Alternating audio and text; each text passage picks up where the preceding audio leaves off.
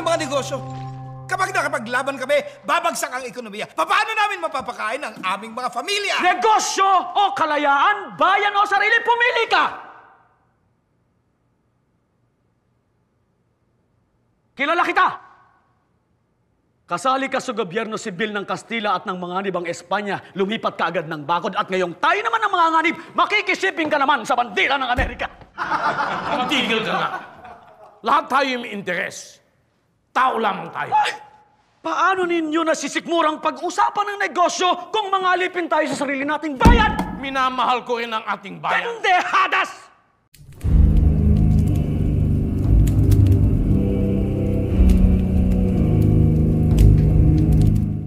Magandang araw po sa inyo lahat. Welcome po sa panibagong kwentuhan dito sa Makapili TV. Ngayon, ito yung topic po natin ngayon. Itong matagal na itong naging issue, yung pag-recruit ng mga aktivista, mga komunista sa mga eskwelahan para gawing NPA warrior, itong mga kabataan po natin na nag-aaral. So, kalimitang mga tinatarget nila dito, yung mga galing probinsya, siyempre malayo sa mga pamilya nila. Ito yung talagang vulnerable. So, ito yung mga madaling mahikayat ng mga komunista. So, ito, pag-usapan po natin to. Panoorin po natin itong balitan to. Pero bago ang lahat, kung hindi ka pa nakasubscribe sa Makapili TV, baka pwede naman pakipindot yung subscribe button. At the same time, paklik na rin po ng like. Wala naman pong bayad dyan. Kaya, pindot na. So, ito, panoorin po natin itong balitang to. Talamak daw ang pagre-recruit sa mga estudyante ng University of the Philippines para sumali sa New People's Army. Idinawit din ng isang mambaba. Actually, hindi lang po ito nangyayari sa mga government-owned or mga state university. Nangyayari din to sa mga private school na hindi ganong kahigpit yung kanilang pagpapasok ng mga nagpapakilalang mga student council, mga student organization. Kumbaga hindi ito na-screen ng ibang eskwelahan, lalo na yung mga private school. So, yung hindi private school na sabihin natin mga kilalang kilala, sabihin natin mga private school na yung saktuhan. Pero yun nga, may nakakapasok pa rin mga, sabihin natin, nagpapakilalang mga student council, student organization, na nakakapag-recruit din sila ng mga kabataan doon para mapasali nila sa NPA. So tuloy natin itong balitang to. Batas na kasama umano sa pagre-recruit. Narito ang aking report.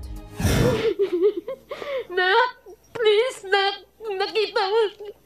Nakita mo kami ngayon. Narinig mo ba kami ngayon? Please, Nak. Maawa ka. Bumalik ka na sa amin. Tingnan nyo.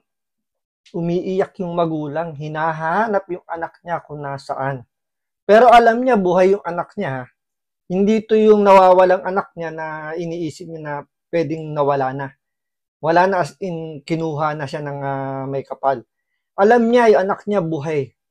Alam niya yung anak niya nasa bundok. Nakikiusap siya sa anak niya na bumalik na. Pero mukhang kumbaga na brainwash na. Hindi na kaya to na pabalikin ng antimano yung magbabalik loob. Although may mga galing sa bundok na nagbalik loob, pero meron talagang mga kabataan. Ito kasi yung yung mga mapupusok . Ito yung talagang sabihin natin matitigas ang ulo na kapag na-brainwash mo talagang kumbaga paninindigan na nila yung kanilang desisyon. So dito hindi naaawa itong mga nagre-recruit na may magulang na umiiyak, nakikiusap sa mga anak nilang bumalik na. Ito yung mga nag-aalala na yung anak nila baka napano na. Kahit alam nilang buhay yung anak nila, pero alam niyo yung araw-araw na iniisip nila kung ano na nangyayari sa anak nila. Grabe itong parusa itong ginagawa nitong mga aktivistang to sa mga magulang na kinukuhanan nila ng mga bata, mga anak na dinadala sa mga bundok para i-train, para maging NPA warrior. Marami marami ng documentary niya, marami na nagpapatunay na ito talaga talamak na ginagawa ng mga aktivista. So itong mga aktivistang to, mga front lang tong mga to na nagtatago sa mga pangalan ng mga student council o student organization para hindi sila mapansin or hindi sila mapaghinalaan. Pero obvious naman na parte sila ng mga komunista. Pero ang nakakapagtaka lang diyan, bakit yung eskwelahan hinahayaan na makapasok yung mga ganyang klaseng organization, hindi man lang nila bine-verify, hindi man lang nila, alam mo yun, hindi man lang nila chine-check kung ano ba yung pinaka, kumbaga, ano ba yung intention nila, ano ba yung pinaka-motto ng organization nila. Pero yun nga, nakakalungkot lang na nakakalusot yan. Diba? Hindi sila naawa sa mga gantong klaseng magulang. Ito hindi po mga mayayaman to. Ito yung mga ordinaryong Pilipino na naghahangad na makapasok o makapagpaaral sila ng mga anak nila sa kolehiyo. Nang sa ganun, may angat nila yung buhay nila na kinagisnan nilang mahirap. May angat nila. Pero ang nangyayari, imbis na na mapabuti sila dahil ang iniisip ng magulang ay nag-aaral sa mga state university, mga pa-scholar ng gobyerno, magugulat na lang sila, wala na pala yung anak nila. Nandun na sa bundok at iba na yung hawak, armas na at hindi na ballpen at papel. Naghihinagpis si Ruth Sabeliano nang humarap sa pagdinig ng Senado para isumbong ang pagkawala ng 22 taong gulang niyang anak na si BG Yvonne na isang estudyante ng UP Los Baños. March 23 pa raw nawawala si Yvonne na tubong Agusan del Sur. Paniwala ng kanyang mga magulang, sumali sa New People's Army ang kanilang anak matapos ma-recruit ng student organization na League of Filipino Students. Ang huli raw nilang alam sa anak ay nag-community service sa Cavite, kasama ang sinalihang grupo pero di na siya nakabalik. Sobrang sakit ang naranasan namin ngayon. At Ibon, sobrang kaming nag-alala sa iyo. Ayun, nakakadurog yung puso ng ganyang magulang na nakikiusap sa anak niya na bumalik na. Pero dahil sa ginawa nitong mga aktivistang to, tumigas yung puso ng anak nila na kahit yung pakiusap ng magulang hindi na iniintindi, binabaliwala na. Kumbaga mas mas infected na sila, mas talagang na totally brainwash na ipaglaban kung ano yung gustong ipaglaban nitong mga aktivistang to. Alam nyo, yung paglaban sa gobyerno, hindi naman nakukuha yan sa sa paggamit ng dahas. Tandaan niyo napakatagal ng napakatagal ng problema ng bansa natin. Panahon pa ni ni Apo Lakay, ni Marcos Sr. Nandyan na yung mga yan. Ilang taon na yung lumipas, andyan pa rin sila. Ang tanging gobyernong lumaban lang talaga dyan, yung administrasyong Duterte. Diba? Talagang napilayan sila dyan, na to the point na lagi nga silang humihingi ng ceasefire, ng tigil putukan para lang alam mo yun makapagpalakas pero hindi sila pinagbibigyan ni Duterte. All out war talaga hanggang itinayo niya yung NTF-ELCAC na malaki talaga naging tulong na tuksain itong gantong klaseng yung pag-recruit nitong mga NPA na to, di ba? Pero ngayon, nangyayari, bumabalik na naman sila. Na nakakapag-recruit na naman sila. Kasi, hindi ganun hindi ganun katindi yung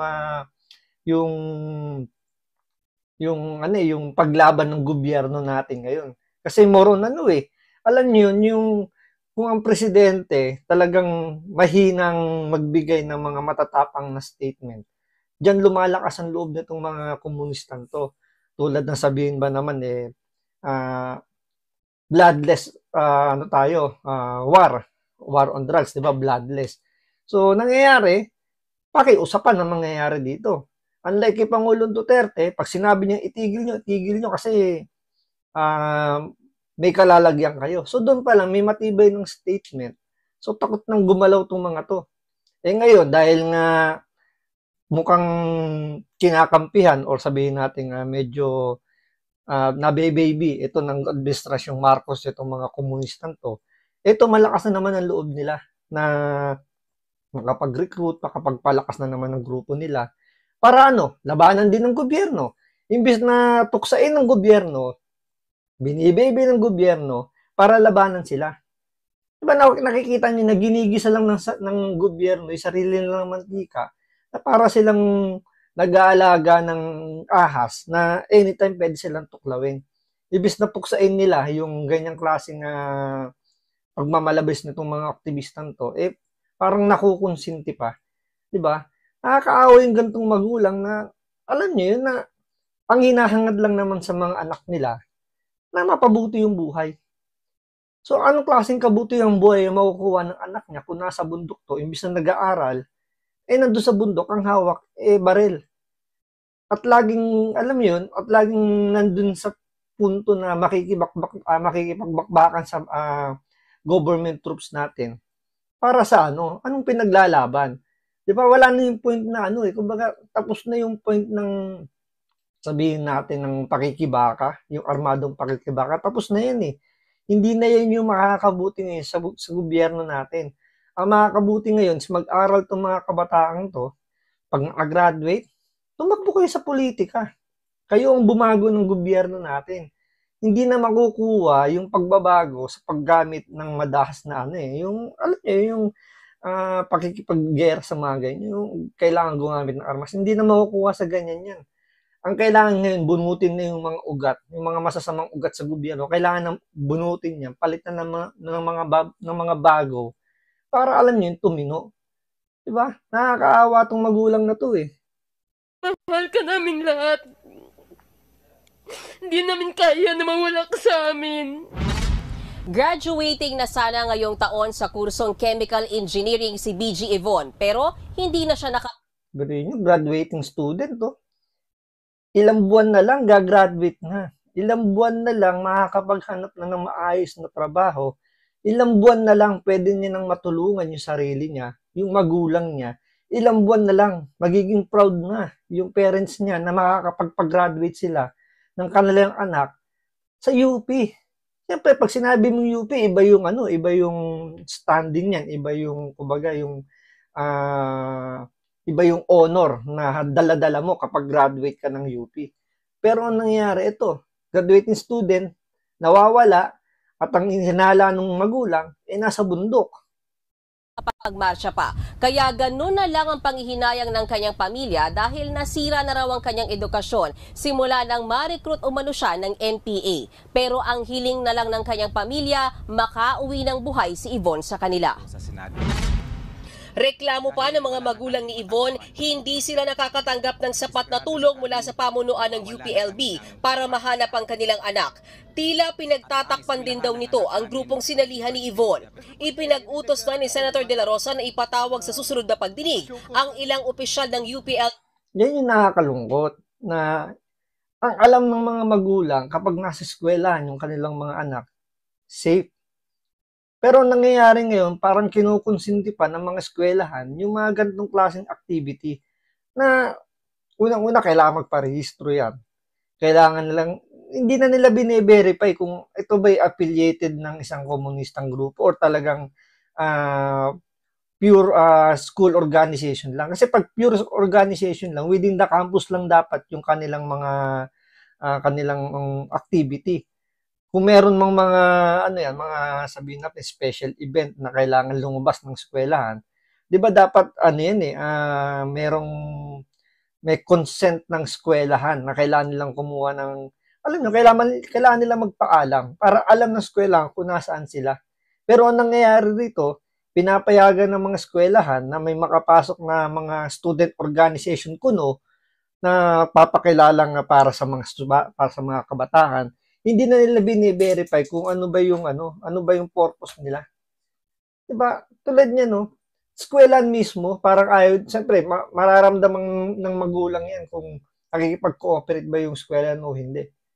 Diba? Siyempre, ikaw as parent, kung ikaw yung nawawalan ng anak, mararamdaman mo kung tinutulungan ka ba ng eskwelahan. Kung baga parang andun yung mararamdaman mo yung concern ng eskwelahan. Pero kung hindi mo nararamdaman na gano'n, talagang iisipin mo, mukhang pinagtatakpan yung ng eskwelahan, itong mga, sabihin natin, itong organization na sinalihan itong anak niya.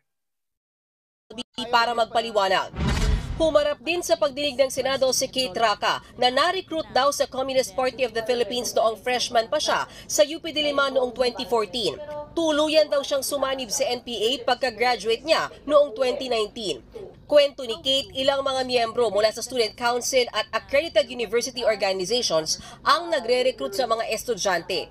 Pagsisiwalat pa niya, taong 2017 na magkasabay di umano sila ni ngayoy Kabataan Party List Representative Raul Manuel na mag-recruit ng mga kabataan sa UP para sa NPA. In your own opinion, dapat bang mananagot si Raul Manuel ito sa ginagawa niyang recruitment sa mga kabataan? Siyempre naman, sir. Kasi Ha? siya nga, hindi niya kayang gawin yung ginawa namin. Pero, di ba? Kaya niyang mag-recruit ako. Baka sabihin nila, one-sided yung story eh. Di, alika dito, Raul, at mag-usap tayo ng mga pinagagagawa. Ito, bilib ako rito, talagang diretsahan na, na hinahamon niya si Raul Manuel. Ito yung congressman ng, ng party list na Kabataan Party List. Na obvious naman na sinasabi nga nila, lalo na si yung NYC chairman, si Cardema yata yun, na talagang affiliated talaga to sa CPP-NPA. Na to the point nga na, diba, na tinatanong nga niya kailan pa, never na kinundem nitong mga party list na to, yung CPP-NPA sa pag-recruit, sa ginawa nilang mga pag-aambush sa mga government troops, never nilang kinundem yan. Ang sagot pa nga nila dyan, pagkakatanda ko, kung may mali raw na ginawa yung NPA, kasuhan daw. Pero once sa kinasuhan naman yan, lagi naman silang umiiyak na sinasabi, ginigipit naman daw ng gobyerno yung kanilang malayang pamamahayag, yung kanilang saloobin. Diba, alam na, kitang-kita niyo yung kung paano nila paikutin yung gobyerno. Alam na nila, talaga naaral na nila kung paano nila paikutin, kung paano nila kung paano nila lalansihin. 'Di ba? Ngayon, maganda yung hamon dito nitong sinasabi niya, nakasama niya. Sige, punta ka rito, kwentuhan tayo para malaman ng taong bayan kung ano mga pinagagawa natin nung magkasama pa tayo. Natin noon, sir. Suggestion lang. Kaya si Senator De La Rosa pinaimbitahan na si Manuel sa Senado para magpaliwanag. While we respect interparliamentary courtesy, we also would like to afford him the floor. Kung gusto niya magsalita dito, harap-harapan doon sa mga dati niyang kasamahan, baka gusto niya i-defend ang sarili niya, invitation lang. We are not forcing him. Wala raw balak dumalo si Manuel o sino mang miyembro ng Makabayan Bloc sa pagdinig ng Senado.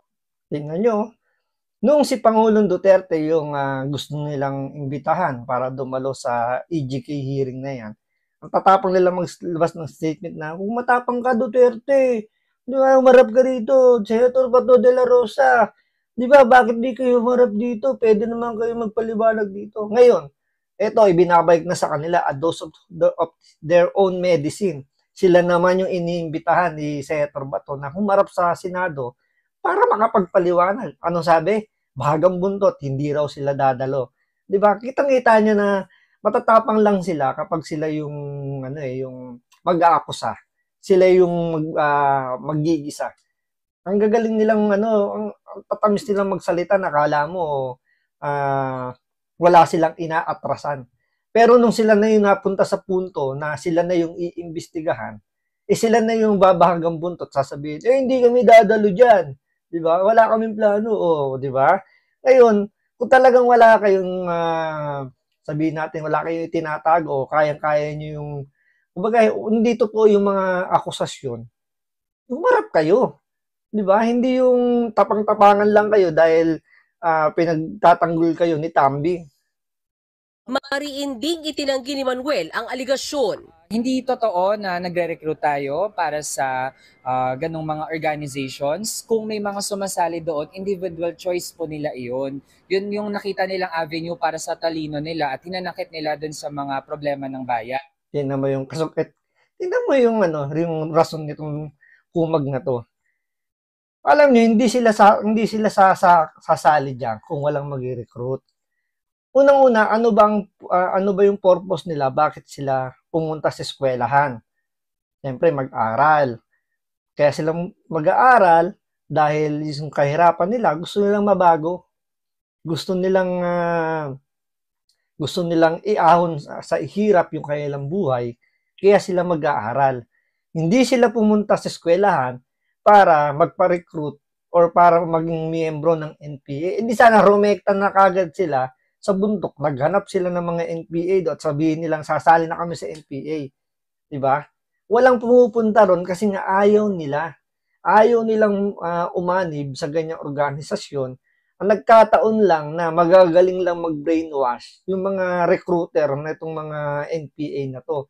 At ano ang tinatarget nila? Yung mga kabataang galing probinsya na ang mga magulang ay nasa malayo.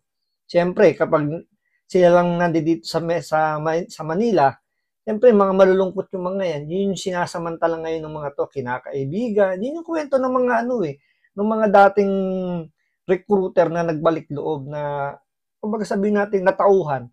Ganun daw ang ginagawa nila. Ang target nila ay yung mga kabataan na yung mga magulang is nasa probinsya. Mga probinsyano, sabihin natin ganun. So, sinasamantala nila yun. Ngayon, pag nakuha na nila yung loob, andyan na yung, siyempre, i-invite na sumali sa ganung organization. Unti-unti ng yun, binibrainwash na. Tinataniman na ng galit sa gobyerno na sasabihin, siyempre, ayan, tingnan mo, dahil yung gobyerno natin, hindi tayo binibigyan ng eskwelahan sa lugar natin, kailangan nyo pang lumayo, kailangan nyo pang pumunta ng Maynila para lang makapag-aral. Ganyan ang gobyerno natin. Alam nyo yung tataniman ng masamang impression yung gobyerno natin. Hanggang sa magalit na ng magalit dahil siyempre, dahil sa kalungkutan, napapalitan na ng galit yung yung puso niya dahil nga may punto nga naman na dahil nga naman yung gobyerno natin na hindi magkapaglagay ng ganung eskwelahan sa kanilang lugar, napipilitan silang lumayo. 'Di ba? Yan yung sinasamantala nitong mga to. Kaya nakakatawa tong TikToker na to na choice daw ng mga kabataan na sumali. Hindi nila choice 'yun. Na-brainwash nyo lang talaga. Nangako naman ng pamunuan ng UP Diliman na aaralin ang kasalukuyang guidelines sa accreditation ng mga student organization at maging ang pagbabantay sa kanilang mga aktibidad sa campus. Tapos hindi nila papayagan na makapasok yung PNP. Nung panahon ni Pangulong Duterte, inirekomenda nila na makapasok yung PNP sa loob ng UP campus para ma-monitor itong mga aktivistang to na affiliated daw di umano sa CPP-NPA. Pero tinutulan niya ng mga student organization, pati ng eskwelahan ng UP. Ang kinakatwiran nila is meron silang sariling police power, meron silang sariling organization na kaya nilang i-handle ang loob ng UP campus. Diba? Nakakatawa na ang gobyerno ay nagbibigay ng pondo, pero kinakalaban din nila yung gobyerno. Kaya nga napaghahalataan nga nila na mukhang itong UP daw, training grounds nga daw talaga to ng NPA.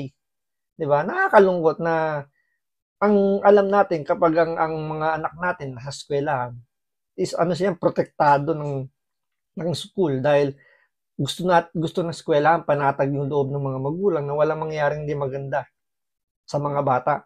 Pero ang nangyayari, pagdating ng college, ang mga eskwelahan na pinapasukan ng mga kabataan nagiging training grounds na, especially itong ang UP, nagiging training grounds nga daw ng NPA. So, tingnan natin kung talagang mapipilit ni Senator Bato na umattend sa hearing itong Makabayan Black para makapagpaliwanag. So, abangan po natin yan. Maraming salamat sa panonood. Ingat po kayo lagi. God bless.